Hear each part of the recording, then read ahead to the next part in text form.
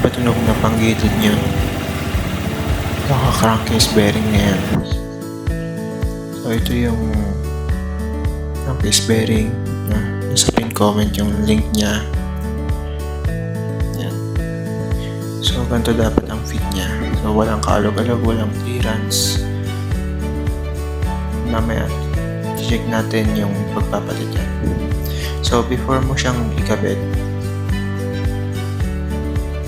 lagyan mo na siya ng grasa. Dagdagan natin yung grasa niya. Although may grasa siya, pero hindi siya ganun karami. So kabilaan niya, tanggalin natin yung rubber seal. Gamit lang tayo ng screwdriver na maliit para tanggal natin yung rubber seal.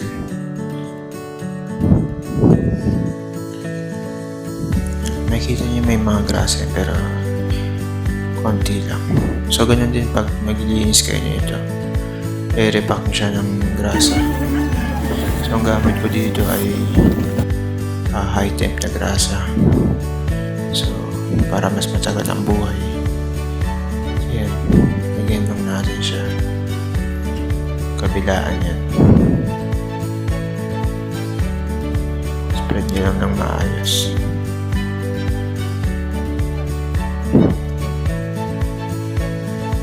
Importante ito para tumagal ang buhay ng bearing natin. Para smooth lagi siya.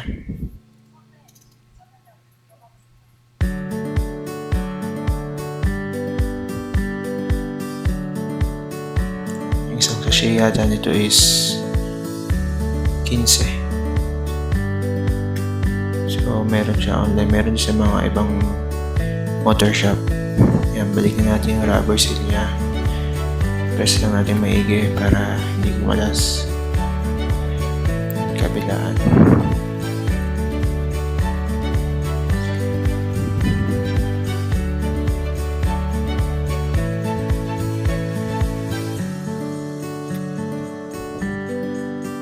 Yan.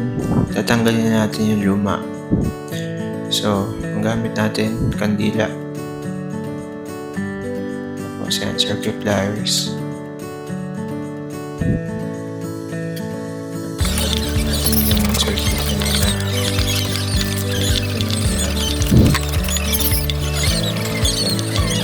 Screw para yung kandila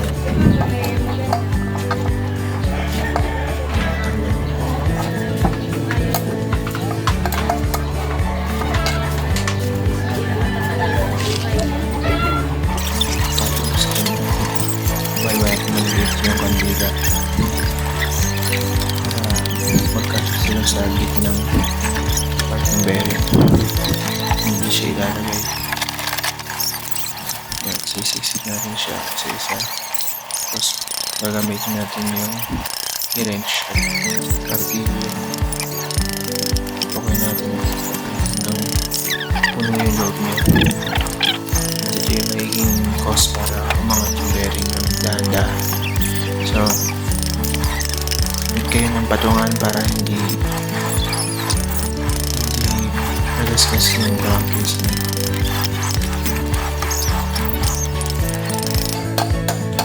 Dahan-dahan lang, masyadong persado kasi pwedeng mabutas yan. Medyo maangat na siya.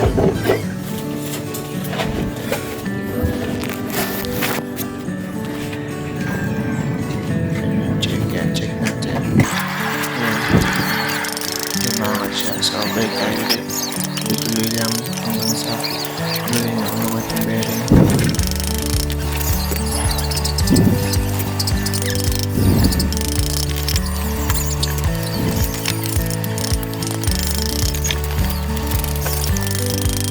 Dahan lang, tamang pupuk lang. Huwag masyadong malakas.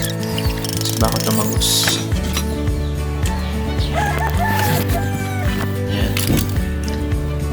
Pili natin and halos lumabas na siya. So pili natin sungkutin yan. Pili natin manatanggal.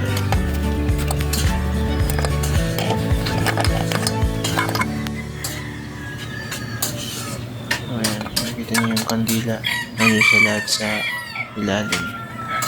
Kaya umangat yung bearing. Ayan. Iisin niyo yung tanggalin niyo lang yan. And check natin yung fit niya. Kita niyo naman sa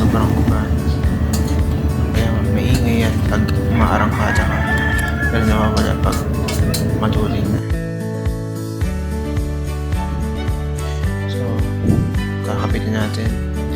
Lagyan natin ng langis para madaling pumasok. Tapos, ang nasa harap niyan is dapat yung may pangalan. Makikita niyo yung may pangalan dapat. And tapos, gagamit natin yung lumang bearing pampukpok para hindi masira yung bago natin bearing. Para hindi rekta yung napupukpokin natin. Tapos dahan-dahan, paikot lang hanggang sa bumaon lang yung natin, bagong bearing.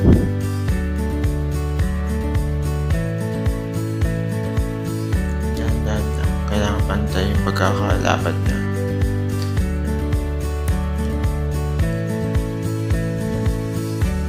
Tsaga-tsagain lang.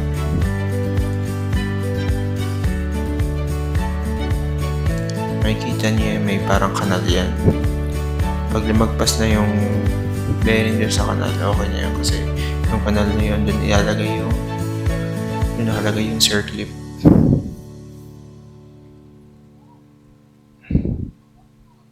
Yan. Check natin. Goods na. Yan, babalikin natin yung circlip.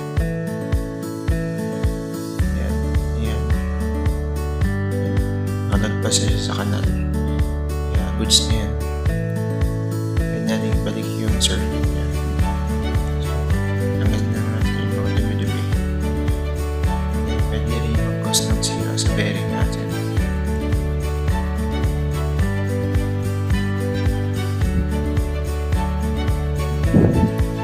So, mura lang naman itong circlip pliers.